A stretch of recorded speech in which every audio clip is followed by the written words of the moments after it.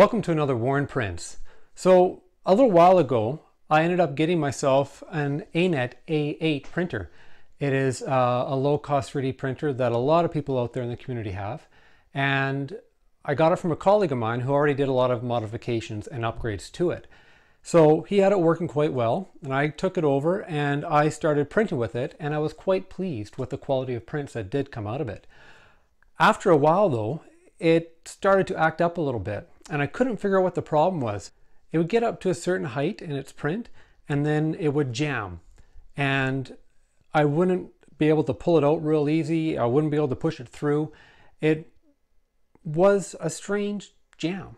The strangest part of it is that it always seemed to happen at around the same height on a print. And when I changed a print, it would happen at a little bit different height, but it would always happen at the same point on the print. And as I looked through the online community, I did find some answers and I did find some hints and tips of where to look, but none of that seemed to help. And none of it was very clear either. So I started to look into it myself and troubleshoot it, and just changing out one part at a time, I was able to finally figure out what the heck was going on, and I want to share it with you guys. So if you are having your Anet printer or any other printer that is jamming at the same height every print, I have finally figured out a solution for you. I hope it helps. So what was going on is on the hot end here, as the filament went in and it's got the cooling, it's kind of hard to see, isn't it?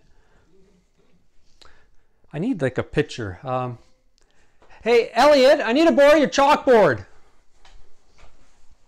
All right. Okay. Here we go. This is the hot end on my printer, and I'm sure you can see all the parts. This is like the best artwork I can do. So here's your hot end, your heater block, your heat break, your fans, the fins that the fan cools, and I should have one right here. Here we go. So this drawing is trying to be this, okay?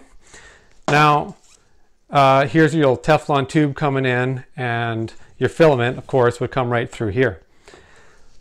So what I had found is that my cooling fan right here that clips right on and blows the cold air across to keep the heat break nice and cool, it was still working, but it was rattling and it was making some awful noise, and I kind of would play with it and it would get a bit faster and then it would get a bit slower.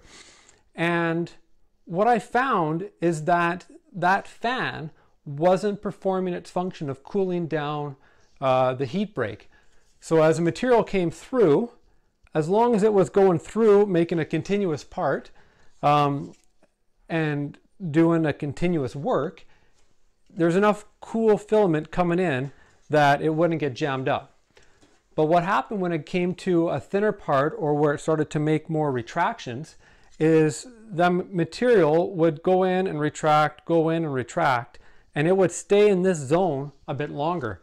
And it would get too warm, and then it would jam up like a piece of spaghetti or a piece of cable chain. It would just jam up inside there. So what I did is I put a new fan on, and then everything seemed to work out just right.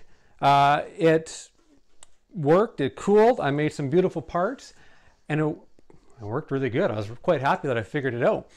So I went to go and make a more precise part, and I went from a 0.2 millimeter layer to a 0.1 millimeter layer.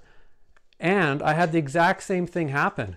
But the reason is my filament coming through, again, was traveling a lot slower because I had the same feed rate, but I was putting out half the volume. So I was going half as fast. And as I was coming through here, this fan and this cooling system just couldn't get the heat away from it fast enough. So what I did is I just bumped it back up to the higher feed rate, and it was able to run. Now, the one thing you could do to try and help is you could probably put some thermal paste inside here on these threads so that the heat can get transferred a little bit quicker, a bit easier. But that's about the only thing I can think of. I really hope that helps you guys. Make sure that fan is working properly. Just because it's turning doesn't mean it's turning at full speed, right? Even when you turn on your printer, you can listen to it get faster as your power supply comes up to the proper voltage. And when the bearings start to go and it starts to make a rattly noise, then you need to get a new one and replace it. And those little fans aren't that much money, so it's probably a good idea to have some on hand. Now, I have also seen a couple mods on Thingiverse where they took a bigger fan and mounted it on here to keep this cooled. And that is something I am going to look into to see if I can get a little bit more airflow going across there in order to help keep my parts cool. Thanks again for watching. I really hope this was able to help you guys out. The parts on this Anet are very generic, and there are a lot of other different 3D printers out there that are going to use the same parts. So this fix doesn't simply work with the Anet, it'll work on many other printers out there. And please let me know if this helps you. I looked long on the internet and did lots of Google searching, and there was a lot of people having this problem where it just stopped at the same height, and there was a hard time coming to a conclusion. And what most people were doing to make it work was putting an oiler on their system, putting an oiler on their filament. And yes, that does make it work better. And I printed off a couple parts with an oiler on as well, but the quality's not as good. The print isn't quite as good, I found, and the strength of your part is not going to be as high as if you don't have an oiler on it. So this was the actual problem that I had, and when I changed that cooling fan out, I didn't need to use my little oiling system anymore. So again, please leave some comments. Let me know if you found other solutions to this problem that worked well, and please subscribe. I have a little ball right about here. Try clicking on it. I believe that helps you subscribe to me. Also, I have a link to a couple videos at the end that'll take you to a couple of the playlists. Thanks again for watching. Have a good one. Bye.